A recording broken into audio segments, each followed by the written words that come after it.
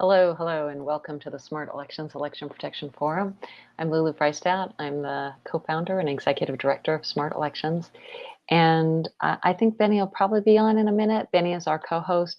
For some reason, we're having some trouble with StreamYard, and we're having technical difficulties. What else is new? But I'll tell you just a little bit about smart elections. I'll give you my visual description first. Visual descriptions are for those with visual impairments. And I think actually Benny is just getting on here. He's almost connected.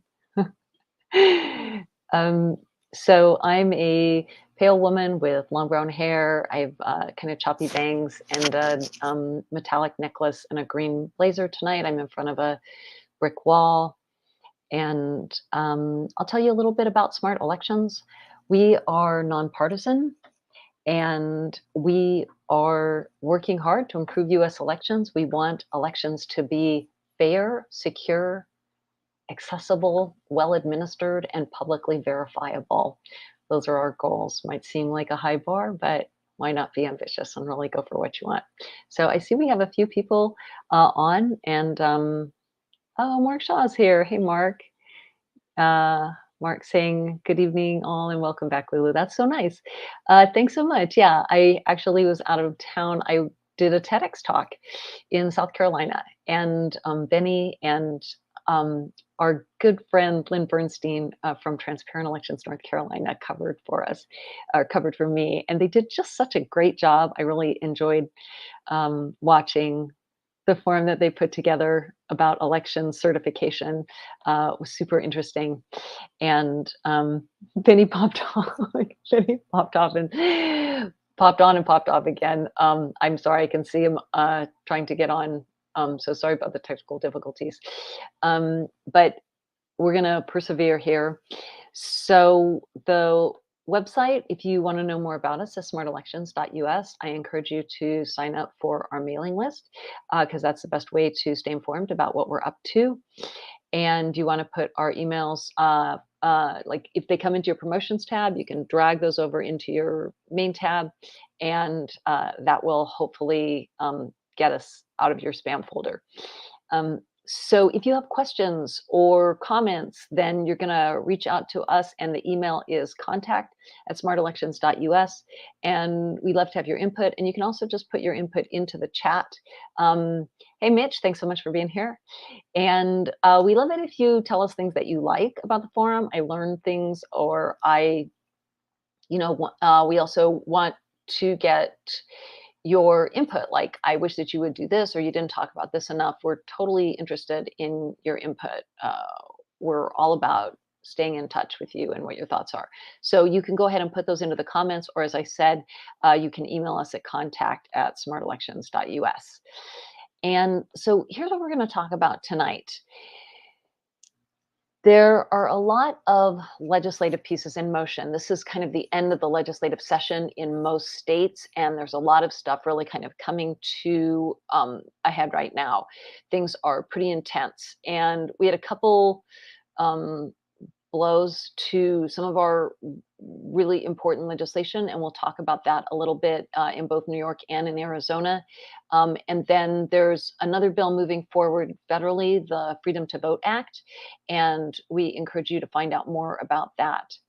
So the first thing that I'm going to talk about is New York, because that's where I live, and that's what's really on my mind right now. So try to, and I'm really glad that you're here, Mark, actually, because we're really struggling in some ways with the disability rights community in terms of getting really good voting equipment into the state and keeping it. And so it'd be really great to have your input on this.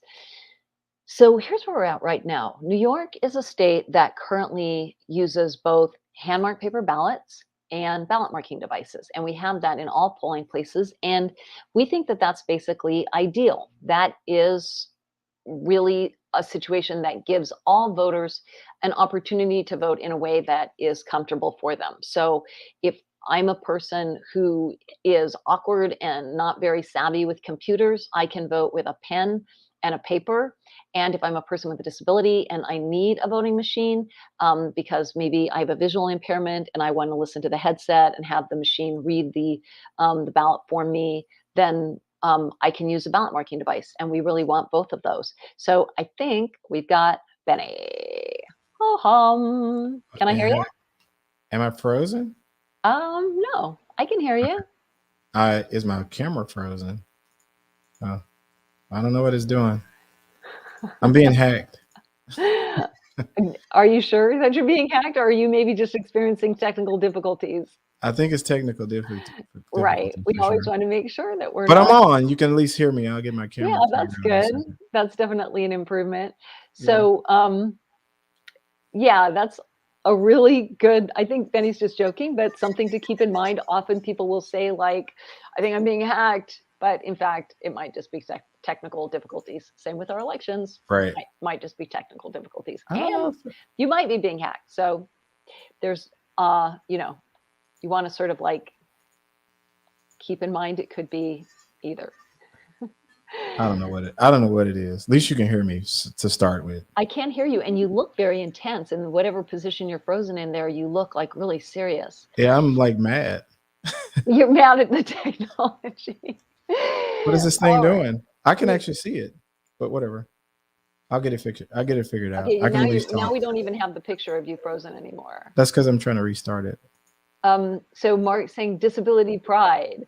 I agree, Mark. And I also have a disability. For people who may or may not know, I am on the autism spectrum, and it's something that I recently, in the last few years, really just became more aware of and really am leaning into.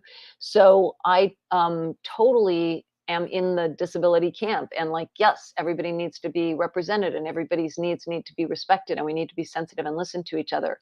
But what I'm experiencing right now from the disability rights community is something that's kind of on the other end of the spectrum, which is that only our needs count and we're not taking other people's needs into account. And that's a little bit of what I'm going to talk about tonight. So as I was saying, and it looks like we lost Benny again. So in New York, we currently have both hand-marked paper ballots and ballot marking devices. And I think most people pretty much know what those two types of voting are. I don't think I really have to break that down too much. If you have a hand-marked paper ballot, it means you have like the candidates are there, and usually there's a little bubble next to them, and you're going to like fill that in with a pen and ink, and then you're going to put it through the scanner. So, and if you have a ballot marking device, you're going to have usually a touchscreen machine or sometimes audio, and you're going to vote with use of a computer. So there are voting machines coming into New York State now, in particular, one called the Express Vote XL, which is from ES&S, and another actually from Dominion called the Dominion ICX, ImageCast X. And both of those are being used in other states with no hand-marked paper ballots whatsoever. And there's a lot of drawbacks to that. One of the things that happens when you have that type of situation where everybody has to vote on a computer is that you get really long lines to vote. And people keep asking me, like, why is that? Why would the lines be longer when everyone has to vote on a computer? And I want you just to imagine that you're in a room with, say, 10 people. And in the first situation, I'm going to pass out a paper and a pen for anybody who's able to use them. And 9 people are going to vote with a paper and pen. They're just going to mark that little bubble. And then the 10th person is going to use a computer because they would like assistance from the computer. Everybody's going to vote pretty much at the same time. You can have some privacy booths if you want, or people can go to different parts of the room. And we're all going to be done voting in like maybe 10 minutes at most, unless it's a really complicated ballot, right? But imagine that we all have to vote on the computer and use the computer interface in order to make our selections. And imagine that there's only 2 computers in the room, or maybe only even 1, and that all 10 of us have to wait for that one computer. Now, something that took 10 minutes is actually going to take us about maybe an hour, because each person, there's 10 of us, and each of us has to vote, and each of our voting sessions might be 10 minutes. So 10 times 10, that's actually 100 minutes. It could actually take us an hour and a half to all vote, something that previously took us 10 minutes to do. So if you magnify that by, say, New York City, where you have 4.5 million voters, and imagine at each polling each polling location, something that took 10 people 10 minutes to do now takes 10 people an hour and a half to do, you can imagine that you are going to have really, really long lines. And that is what, in fact, we see when we have lines that, that is what we experience when we have voting machines that do not allow for hand-marked paper ballots. And so I want to actually show you what, for those people who do not have visual disabilities, I want to actually show you what that looks like. When you have everybody having to vote on a computerized touchscreen system and there are no hand-marked paper ballots available, you get lines like these lines that were in Georgia that were as long as 10 hours to vote. And I want you to just take a look at what this looks like.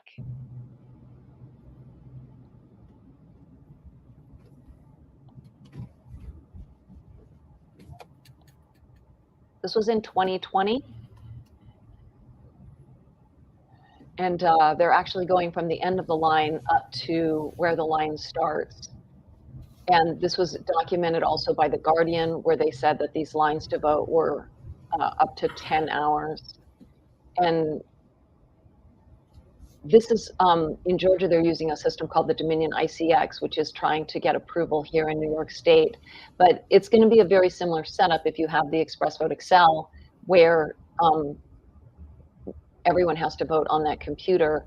You can see the line is, I'm still, chatting. The line is still going on. It's longer. We're still not at the front yet. Now you're going to get up to the front of the building, and you actually don't even know how long the line might be inside that building. Now we made it up to the front of the building, and you can see the line goes further inside the building. That is what it looks like when you don't have hand-marked paper ballots. You have long lines. And I have been hearing from people in the disability community that we're not supposed to be talking about that, or we're exaggerating. We are not exaggerating. That is what research has shown happens when you don't have different options, different ways for people to vote. And I see Mark saying lines equal irritation. Yes, that is a great point. Lines equal irritation. And what they also equal are disenfranchisement. People who decide, I'm not going to wait 10 hours in line to vote. I am going to go back to my job, my family, my other commitments, the, errands that I have to run.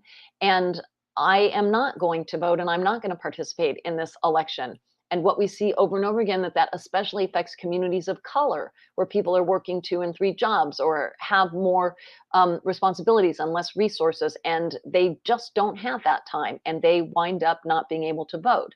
And so now I'm going to play you another video, and this is a video from Lurie Daniel Favors, and she is the executive director at the Center for Law and Social Justice, which is a organization that focuses on Black voters. And I'm going to show you her thoughts about what happens when you don't have hand-marked paper ballots, and why she, among other leaders from communities of color, are supporting keeping hand-marked paper ballots here in New York.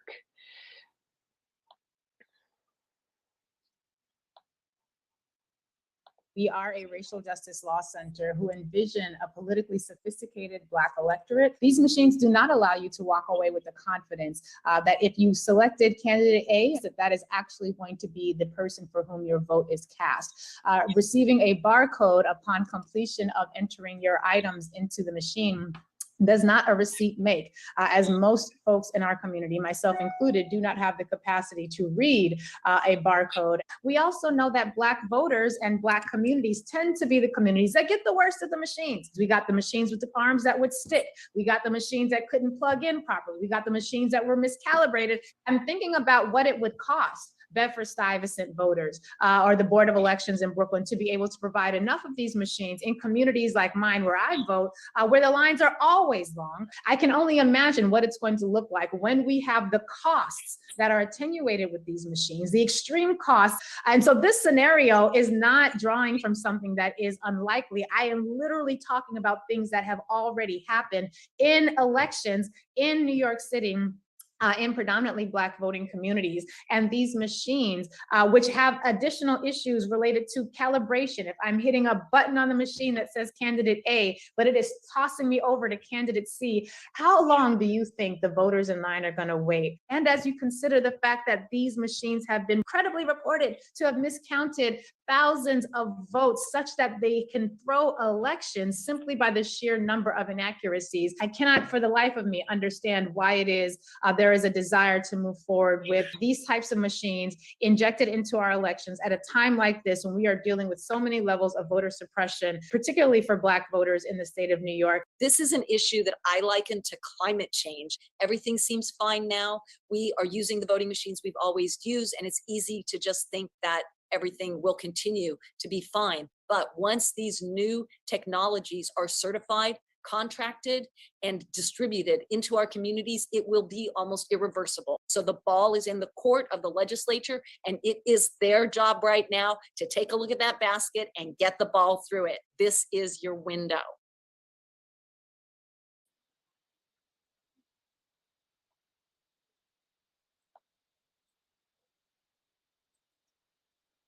Oh my God.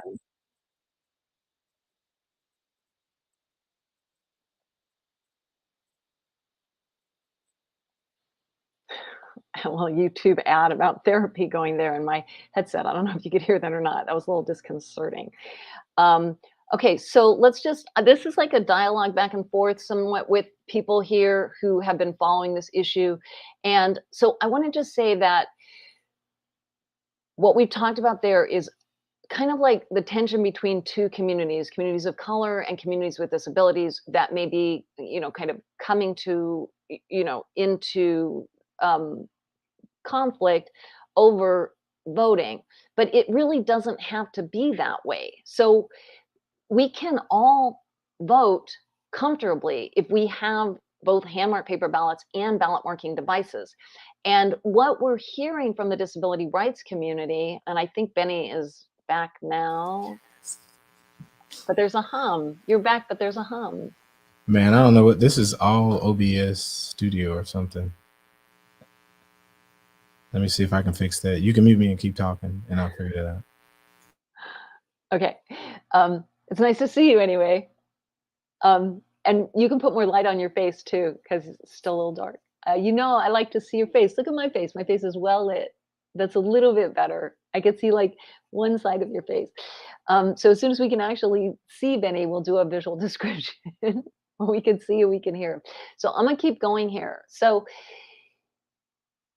we do not have to have a conflict between communities. Everybody can vote and everyone's needs can be supported, but we have to be sensitive to each other's needs. When I hear the disability rights community saying that everyone has to vote on ballot marking devices, which is their current, there are two current positions from the disability rights community that are preventing the legislation that we have from moving forward. As what we heard, there's back channels, conversations happening where members of the disability rights community are holding up this legislation that would require both hand-marked paper ballots and ballot marking devices to continue to be offered in all New York polling places.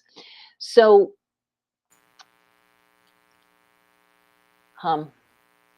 Really? Yeah, can't you hear it? Nope. Well, just mute yourself until you're ready to talk. And then you can talk over your hum.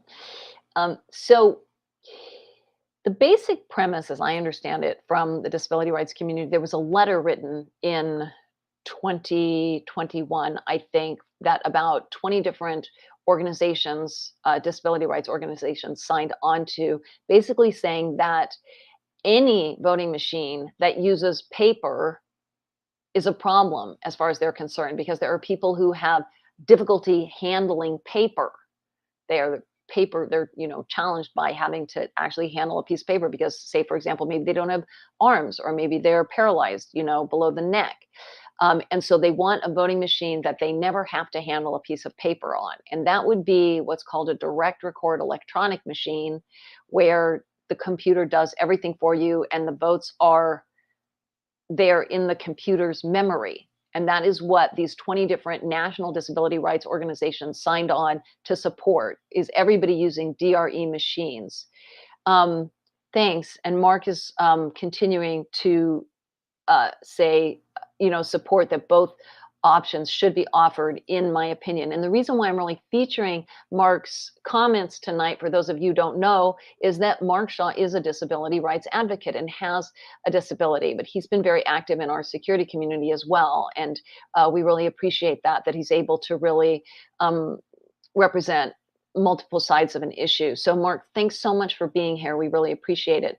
So Bennie, do you want to just talk about why a direct record electronic voting machine, that's a machine that records everything on the computer's memory, is not going to be a reliable option for us in terms of our voting, even though this is what the disability rights community currently is advocating for, both this and internet voting. And why don't you start by talking about DRE? Yeah, DRE. I don't think the DRE is what their concern is. I think the touchscreen is what the disability rights community wants. The direct recording electronic is just the method that after the voter has cast their vote, that's the mechanism in which it records what the vote is. Right now in Shelby County, we've had direct recording electronics since about 2006. And the problem we're facing now, and it's a bitter fight right now, because we have a requirement to preserve what was recorded on those electronics for 22 months. And we've purchased new equipment and we're getting ready to destroy that equipment, but it was directly recorded to the memory card. So you have no way of of retrieving that information unless you have an organization come and retrieve that information. So I get Mark, what Mark is wanting to do. He's saying we should have the ability to cast our ballot using some of these machines. And I thought that when we had I have to go back and look at it, but when we had a meeting with a few people, and they like the Automark as the method of choice, because you got to keep your sip and puff and some of these other devices that aid disabled voters when they're casting their ballots. But a direct recording electronic isn't that. I think it was a Georgia judge that banned them statewide in Georgia. So that's just the method in which the record is cast. I don't think that's what they're advocating for. No. I just want to really be straight with you here about what they are advocating for. They are advocating in this letter from 2021 from 20 disability rights groups, and I'm actually looking for this letter so I could show it to you right now. I'm sorry, because we've just been organizing for this action all day, and so I wasn't able to get everything that I wanted to show you in a row. But this is a letter from 20 disability rights groups, and what they say is that they want everybody to vote. Their preference is a direct record electronic machine, Bennie. That is absolutely what they say in the letter. And I just wanted you, I know we'll get into what's going on in Memphis, but I really wanted you just to address why a direct record electronic machine is not the path forward for the future, and how many problems you had with it in Memphis, Tennessee in the past. Okay, I can take a stab at that. That is just a deal breaker. It's not auditable, right? That, again, like, what is happening is the technology at the time didn't have the ability to create a receipt or any type of auditable trail. So what it did instead was stored it to some PMCICA cards, which is like circa 1980 technology. So that's before digital. That's before analog technology almost. So that is a really arcane piece of technology, and it's prone to memory losses. You're using for computers binary language that is prone not to function correctly. That was just the architecture of the time. So the infrastructure that a direct recording electronic is using is really outdated. So I don't know how they got that as a specific request. Asking for a ballot marking device, I could see, because you're dealing with newer technology and you have all of these aids that help the disabled community. There's nothing about a direct recording electronic that is going to do anything for a voter. It's just where the memory is stored. It is going to directly record it to the electronic. That's it. Nothing else about. You look at the name, and you don't have to go any further than the name. It is when the vote is cast, it's going to record that vote directly onto an electronic instead of to a piece of paper or in a digital format. Okay, so I think I have located this on my computer now. And again, I'm going to mute you. I apologize to people for Bennie's audio. Bennie is so great that we would take him with good audio, bad audio, any day of the week. But this is a letter, and look at the date on this. This is pretty current. This is January 29th, 2021, even though the DRE machines, as Bennie said, are very, very outdated technology. And in this letter, and this letter is signed by all of these national disability rights groups: American Association of People with Disabilities, American Council of the Blind, American Foundation for the Blind, National Federation of the Blind. This is one of the biggest disability rights groups, United Spinal Association. And what they are saying here, and it is really shocking to me, DRE voting systems, on the other hand, allow voters to use an electronic interface to mark, verify, and cast their ballots electronically with or without paper backup. So they think that's a plus. They're allowing the voting machine to work with or without a paper backup. Arguably, DREs provide the best option for voting privately and independently for all voters with all types of access needs based on, and they start with age, which is the most surprising thing to me, because of all the communities, it is the elder community, people who are not used to voting on computers, that would struggle the most with DREs. So absolutely, this is a misrepresentation that people in the elderly category are going to be best served by DREs, but they go on to cite other disabilities, disability, language, fluency, literacy, and many other individual circumstances as guaranteed to all voters by the Help America Vote Act and Americans with Disabilities. DREs eliminate the need to handle or directly verify a paper ballot, which is a plus. This is what they're advocating for from these national disability rights groups, which prevent BMD voting systems from being fully accessible to all eligible voters, because they don't like any type of paper. They call it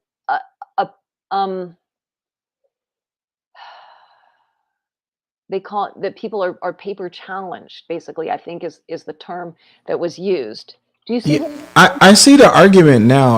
I'd have to disagree with her. I actually see it's actually a reasonable argument if you're saying I just don't want to touch the paper. That's different, but it is neither service nor benefit to any voter to remove the audible trail. Like there's not that much of an assumption of secrecy that once you leave the machine that there should be nothing else. That's essentially the most opaque black box you could imagine. Right. And that was that. It's not auditable. You can't. No, you can't audit it. Verify that the election is what people voted for if for some reason something goes wrong with the computer. Yeah, and I got the PTSD when I read it, because when you consider what most people reference when it comes to me is the poll tape, where the poll tape showed what the memory card didn't capture, and they run the risk of their votes not being counted wholesale. If you take the poll tape example, it was done on a direct recording electronic. Now, the receipt that came out. People aren't familiar with that, so you really got to explain that situation. Bennie found a poll tape that had completely different Totals. Than what was reported in the official results. Yeah, and in that example, the receipt, what was printed out from the machine, which was a direct recording electronic, counted that there are 548 participants. However, the memory cards where they were directly recorded to did not receive what the printout said. So it lost 40% of the vote totals. The inability to know what happened is what you get with a direct recorded electronic. If there's no check mark or start of a chain, which would be our chain of custody in elections, which is the passing of material as a voter casts a ballot, it is recorded, then that recorded is sent to the election commission's office and then reported again as a tally. There is nothing in between when you have a direct recording electronic, and they are prone to, and this is just a fact about electricity and technology. If the power goes out, right? Even if the power goes out, that's it. If we would not know what was recorded. So I know that in Tennessee, we have state law that mandates that there is at least one ballot marking device to handle the multifaceted needs of the disabled community. I hear that argument. I see it and I read it. But this is sound like they have an aversion to holding paper. And I don't know of many disabled, because when we had our forum, there were many disabled people who say, I just want to be treated like everybody else. Not I want to be treated so differently that there's a distinction made for me. I don't get how, again, like a DRE is neither means nor end in the fight for having your ballot cast. Well, okay, so that's one issue that I think is definitely concerning, is that the state, and Benny, if there's anything you can do about that hum, I don't know if you can turn your microphone down or any way try to adjust that, because it is definitely challenging to listen to. So the New York State disability rights groups that we've been working really tightly with and had developed a really supportive and collaborative relationship have now completely turned against the position of both hand-marked paper ballots and ballot marking devices together because of this one letter, basically signed by these 20 disability rights groups. And then on top of that, and I just want to get some more commentary in here from Mark saying the elderly are not comfortable with computers usually, and I think unfortunately that is true. My mother-in-law is a perfect example of that. Cannot, can just do a couple things on her phone, but very, very limited. So that definitely, and here I'll take this comment from Mark also. I personally use a BMD because my coordination is way off and I can't fill in the bubbles on the paper ballot, but I still advocate for both options. And that's terrific. That's where we're going as well. So I want to, Benny still got that hum. I can't believe you can't hear it. You can't hear it? Wow.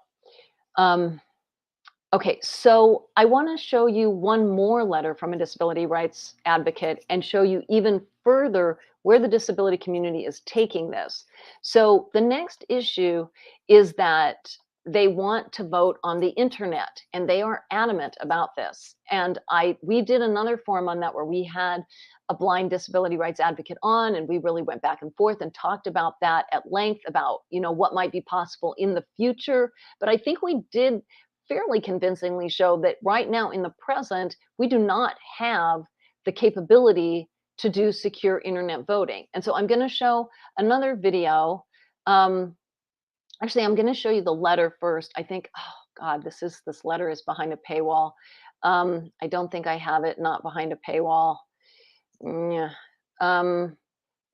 So this is a letter from a blind advocate named Rashida Bunting, and she is basically saying that the next step for voters to really have true independence and privacy as voters with disabilities is to be able to vote. And there's a euphemism for it now. It's called electronic return. And that's a euphemism. Electronic return is internet voting. Right? Electronic return means your vote goes back electronically. And really, that's no different than the DRE, because your vote is still traveling electronically, and there is plenty of opportunity to change it, which is what I'm going to show you right now. I'm going to show you this video.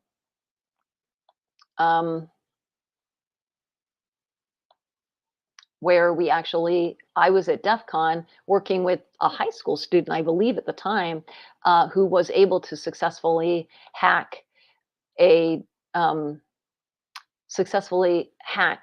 an internet ballot.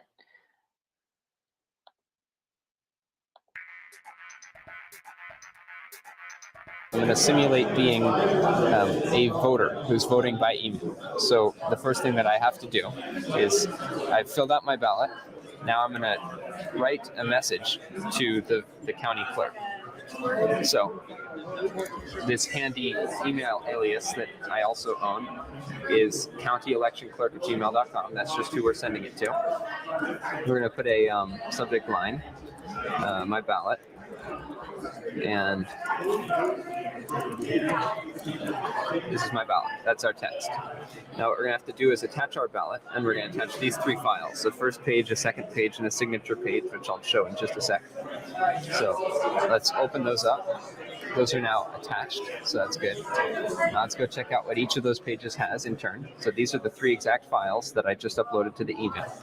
The first page has instructions and a vote for Joe Smith and Bill Johnson. Okay, so we're voting for Joe Smith and Bill Johnson. The second page is reasonably inconsequential, but it just has another page to simulate a real ballot going over email.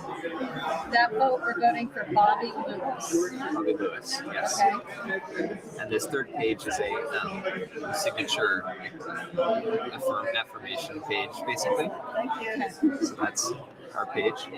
Now, all 3 of those same exact files are uploaded here to the email. Okay, this is all normal. So This is all normal. they're in Boston. Let's send it off. And they had like a... Sent off to our county election clerk, whose email happens to be open here in Gmail on Firefox. So at this point, we're simulating sending this to the election clerk, right? Exactly. So the election clerk has just received an email here from our alias that we sent it from, and with subject line, my ballot, text body, this is my ballot, and it includes 3 images. And the first page shows that indeed our vote has been changed from Joe Smith and Bill Johnson to Mary Kane and Elizabeth Martin. And that's where the money is. The rest of the pages haven't changed. They've just been attached to make it look like it was an email. It was just exactly as it was sent, except for that one change here on the first page. So you intercepted this email on this computer and then sent it on its way. Yes, we intercepted this email on a mail server that we're running on this computer, though it doesn't have to be running on this computer. And would you be able to do this remotely? Yep. If you were to set up a mail server and spoof any computer to think that that's a valid mail server, while in fact it's a malicious mail server, you could definitely get away with the same exact result. So you have confidence that you could do this with almost any ballot being mailed by email? Yes, you might have to edit the way you do this. So some email connections are secured with TLS encryption and other forms of encryption, and those would require different handling, but it's definitely not out of, it's definitely the same level of ease to get those ballots hacked as well. And are you going to show me a little bit how you did it, how you intercepted the ballot? If you want me to, it's very simple to show. It's text, but basically we edit a configuration file. This is one of the ways to see it. What we did is we sent it from our email alias on this machine, and somewhere in here it'll show that it was filtered out. Can you tell me what that is? So that's just basically showing that we sent it to this email address here via the filtering mechanism. And what does that filter do? It runs a bash script on the email that switches out the vote placement, the placement of the check.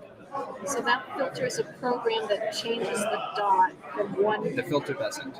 The filter just enables us to run a bash script every time it catches an email that we want to edit. So that filter is what grabs the email for you. Okay, so once you grab the email, how do you change the dot? So there are many ways to do that. In this particular one, given the time constraint, all we did is we pre-knew the location of both dots, so we just swapped them around. But in a real attack, you could use an image working tool set and an OCR tool set that are all free and open source to find maybe the political affiliation of a candidate or the candidate's name itself and swap a filled in mark, which you can determine, into an empty blank and vice versa. Did you do it in Photoshop? Like, how did you do it? We did it with a program called Image Magic. It's an open source Linux program. So you did it manually. The script did it automatically. So we had to give a set of commands that told Image Magic exactly what to do, but Image Magic took care of that. Did you do it in bulk? Yes, this is done in bulk. I didn't touch anything as the email went through. Did you do thousands? Yes, we could send emails through this all day, and it did the same exact thing to them.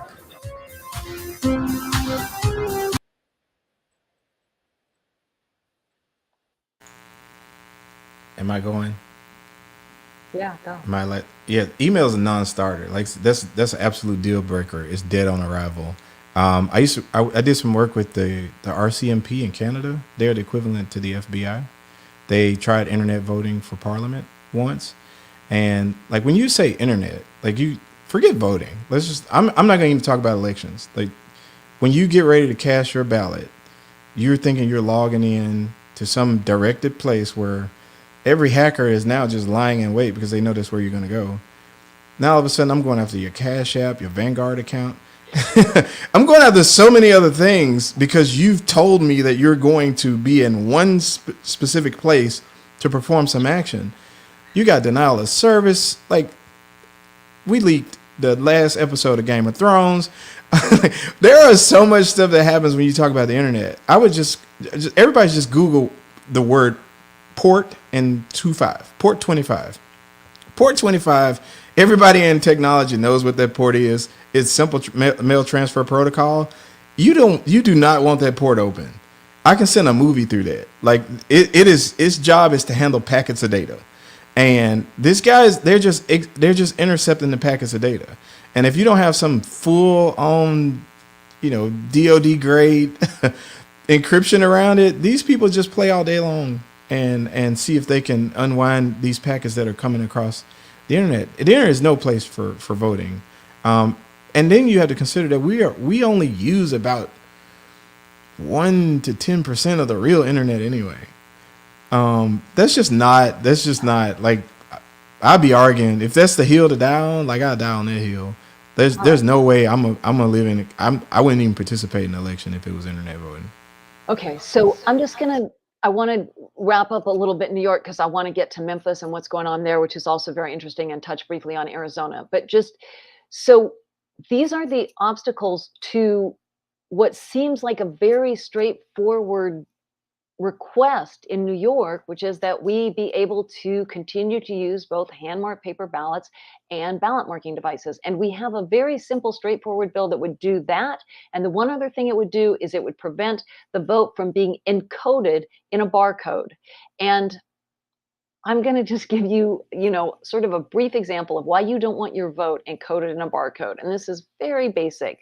Imagine that you go and you buy a jug of detergent at the grocery store and it's on sale. And so they take that barcode and they ring it up at the counter and they ring it up for $2.50 because it's on sale. But you come back the next day and the sale is over and they ring up that same detergent with the same barcode and now it rings up for $3, not $2.50, $3. So it rings up that same barcode, gives a different outcome depending on how the barcode reader is programmed. Does it program that barcode to read $2.50 or to read $3? And that is the same with your vote. When you put your vote in a barcode, you're trying to vote for Bennie. That's who you're trying to vote for. But the barcode reader either is making a mistake or has been hacked or is somehow programmed, and accidentally somehow the barcode reader is reading your vote for me. You're trying to vote for Bennie, but the barcode reader directs the vote to me. And as Bennie said, that can happen all day. You can have all kinds of mistakes and hacking when you encode the vote in a barcode. So we do not want that. However, the voting machines coming into New York State, called the Express Vote XL, do exactly that. They encode the vote in a barcode, and it is the barcodes all along the top of the ballot that are going to be counted, not the text that it prints, where you can, kind of sort of make out who you voted for. It's abbreviated text behind the plastic, but it doesn't matter. It's the barcode. Anything else you want to add to that, Bennie, about why we don't vote? Yeah, barcodes are for the management of inventory. We are not inventory. That's the end of that. The milk example is a perfect example. Turner does not ship 40 different types of milk jugs. They send the same one, and the barcode is read in a different part of a different region. The same reason why you can buy a car cheaper in New York than you can in Texas, because they ring up differently. And you just don't want that. I would just say, why are we trying to hide who you voted for? Once it leaves your hand, that's it. We need to know who you voted for after that, because we need to count it. So it actually should be as readable, it should be as legible as possible. It's not getting easier for the computer to tabulate it because it's in a barcode.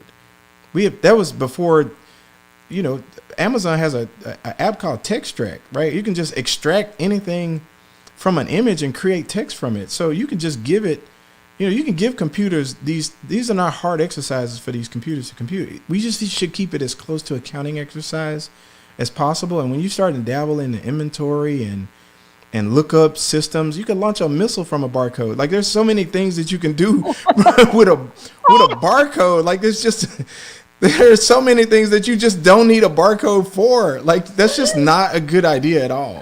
That totally stuck out. You can launch a missile. Okay, so I'm just going to wrap up New York now to say that we have this simple bill that would continue the system that we have in New York, which is a system that's working, where voters can vote however they feel comfortable. It's a pro-voter bill that allows voters to vote either with a hand-marked paper ballot or a ballot marking device. Those two options have to be available in all polling locations, and the vote has to be something called human readable, which means it cannot be encoded in a barcode. And there are many other reasons for this, which we don't really have the time to get into, but I will also say that the voting machines coming into the state that do this also are power hogs. We already have a problem with enough power in the polling station because we already have electronic poll books, right? We already have any number of other things that the little laptops that go with electronic poll books that we need power for. Now you're going to have all of these ballot marking devices that also need power outlets. It really limits where we can have our polling stations, and it's more expensive. You're drawing all this electricity. Then we're going into worse and worse climate change with more severe weather. If we have severe weather and we lose power, now what happens? Now maybe we can't even vote because the computers are down. Revert back to our first video that I showed you with the lines that were 10 hours long. Computers are down, people are waiting to vote, no one can vote. There's no hand-marked paper ballots.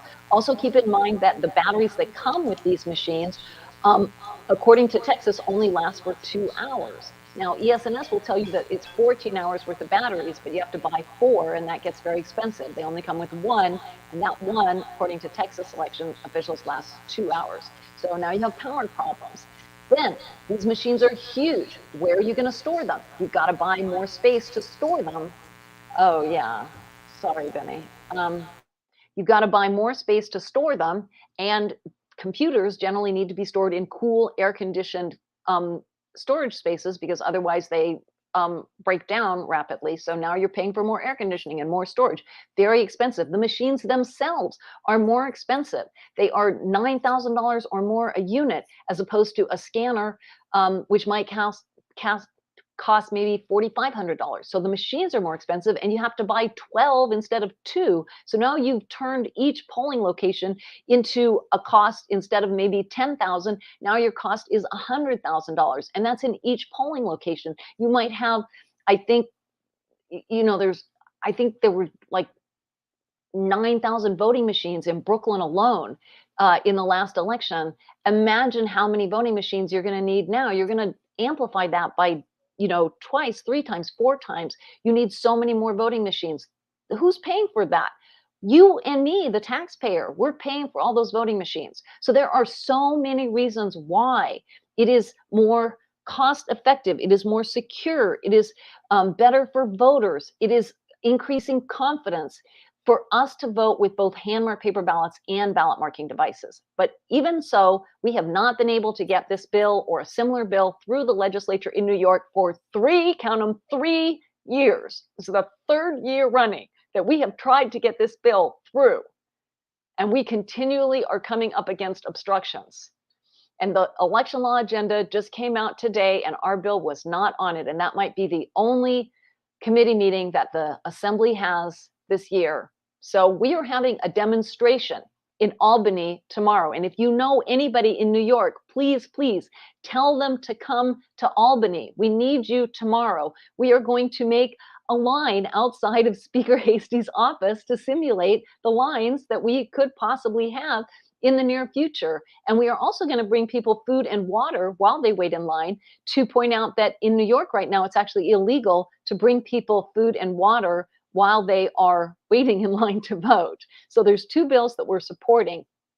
And I want to just show you the page where you can find out more information about this. I hope that you will take this link and send it to everyone you know tonight.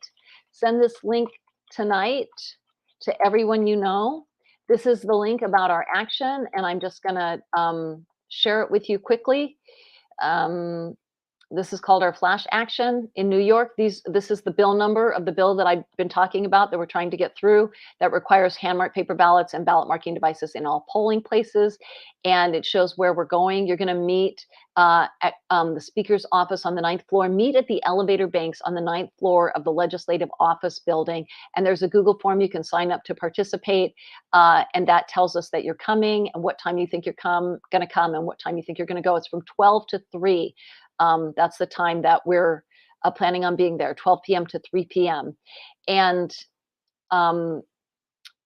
you can just send this. And then the other bill that we're supporting is the bill that allows people to receive food and water while they wait to vote. Here, other benefits: reducing costs for county boards of elections and banning votes from being encoded in barcodes. So I hope that you will join us. And I also hope that you will help pay for it. Even if you can't come, we have a GoFundMe, and it's tinyurl.com, and it's Albany Voting Action. I think is the website that I made. Yes, hey, there's our GoFundMe. And we really actually could use some help. And wow, I thought that was moving with me, that screen. Just try again. Here is our GoFundMe. And we need just to raise, I just put it up for $1,000. We're going to pay for people to go up to Albany. So we've got a number of people, and we're just paying for their bus ticket or their train ticket and some food and water to give people in line. And we've got to print out some flyers. And so we've got to cover our costs. And if you could please, please just go to the GoFundMe and make a donation, whatever is comfortable for you. Is it $5? Is it $500? Please, if you could make a donation tonight. We do need to get our expenses covered so that we can just do this. And this is not a tax deductible donation. This is just a separate GoFundMe we set up because we try to do our legislative advocacy not through our 501c3. It's two separate groups. So please make a donation tonight if you can. We would very much appreciate it, or even tomorrow, whenever you can. And again, you can send that out to people. RHS's Ruth. For those of us out of New York, what can we do? What can we do? Or New York residents who can't go to Albany. Ruth, thanks so much for being here. We love Ruth. So Ruth put up this great question. And Ruth, I hope that I just answered that basically, which is make a donation. Please make a donation if you can. It really is going to help us out. And also, if you know anybody in New York, or you're in New York but you can't go, especially anybody in the Albany area, could just send them that link that I put into the chat, and just say, you know, this is happening tomorrow from 12 to 3. It's very urgent. It's our urgent emergency action to try to save hand-marked paper ballots and ballot marking devices together in New York. I hope that answers your questions. It's so nice of you all to be here. We really, really appreciate it, and we love you so much. We're so grateful. Okay, so we just have a few minutes left, and Bennie, I want to ask you a few things. So let's talk about Memphis. So as we said, Bennie has been an election, and I'm just going to fill in people a little bit because your mic has the static. So Bennie has been an election commissioner in Shelby County, Tennessee, which is Memphis, and he's moved over now. So he's moved to the state level, and he's an election commissioner at the state level. Memphis, where he was, has been, and it's actually the whole state, right, where they have had the direct record electronic machine. The larger county. Oh, just the larger counties? Okay. And so they're switching over now, thanks quite a bit to Bennie's advocacy, a letter to the editor that he wrote, and a lot of community building and teaching and advocacy work that he did.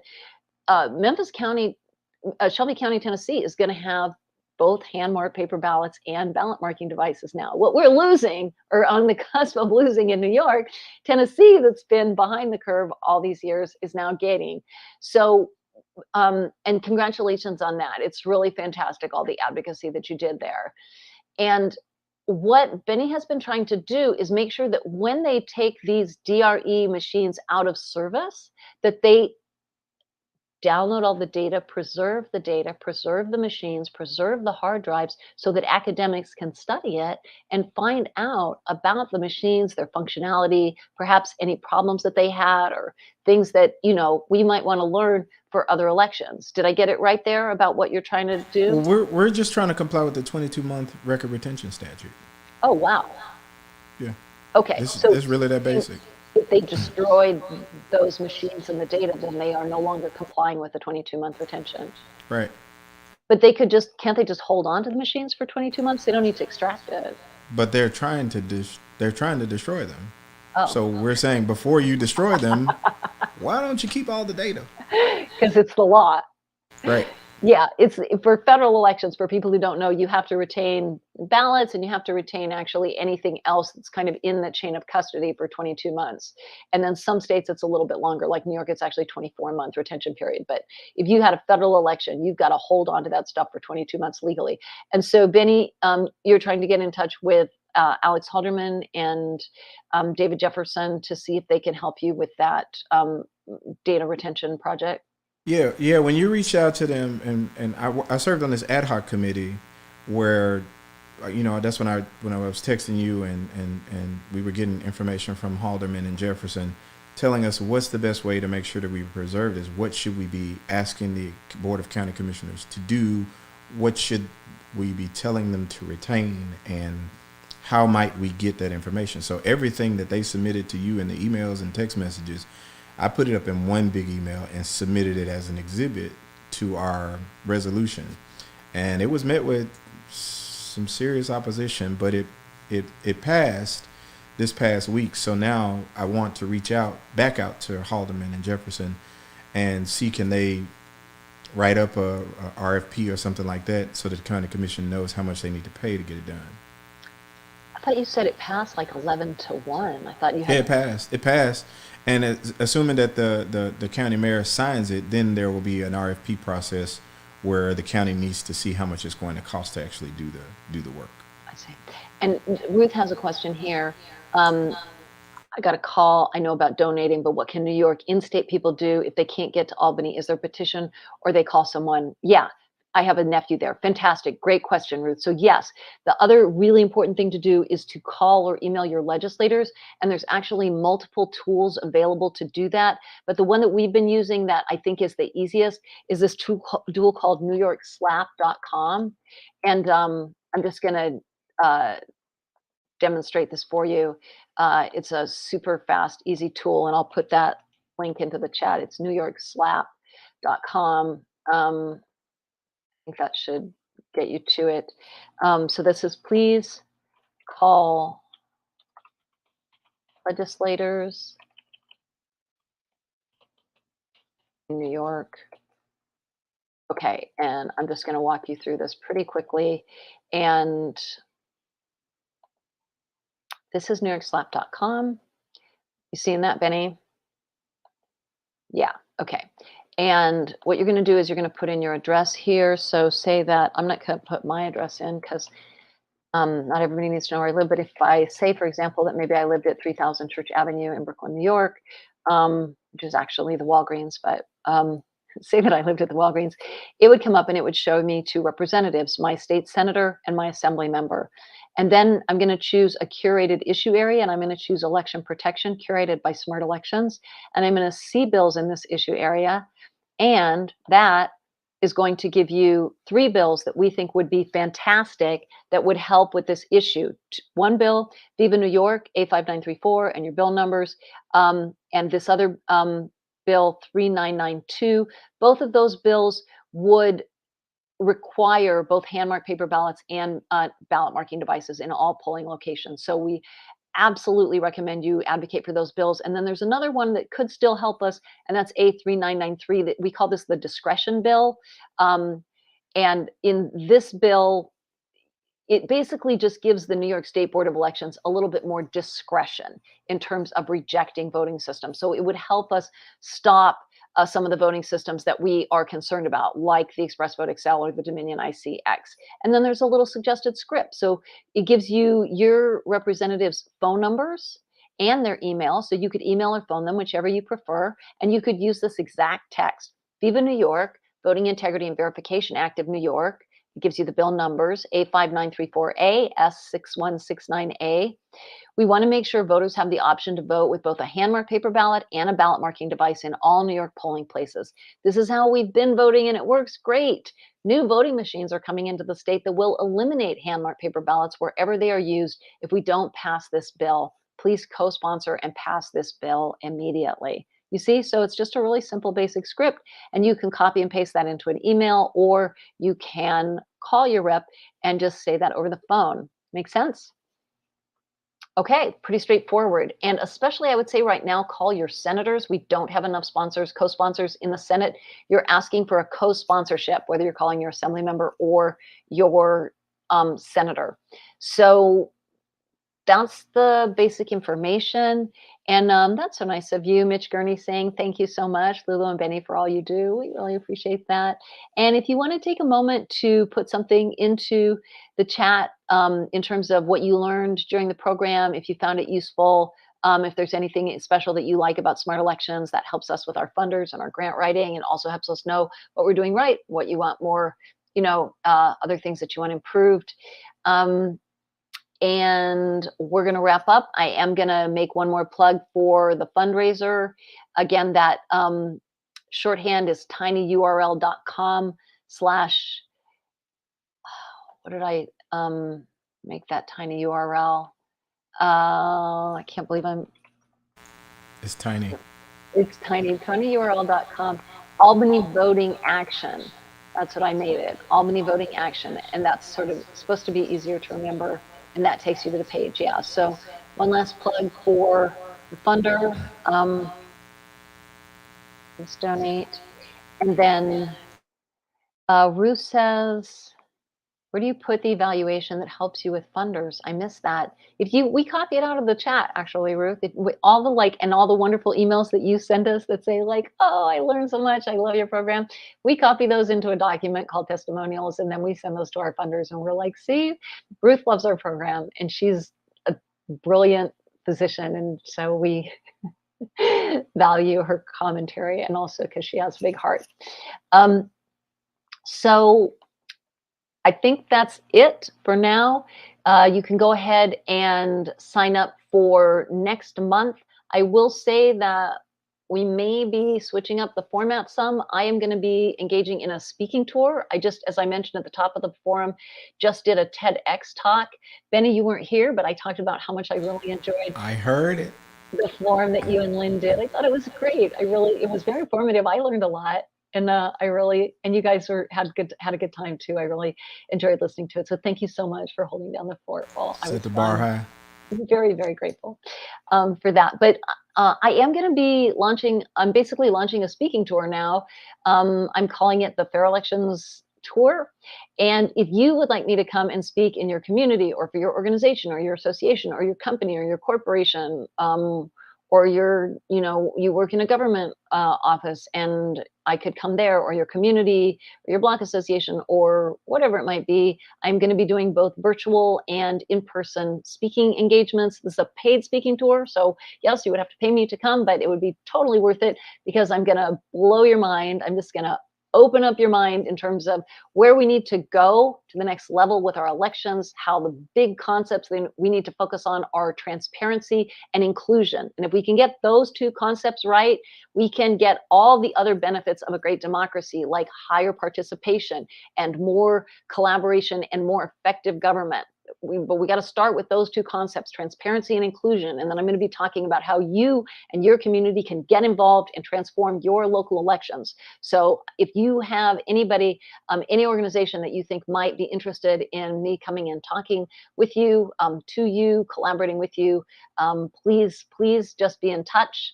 And probably the best way to reach me is at, I'm going to put our team email in here because that's where we have more people to help monitor smart elections.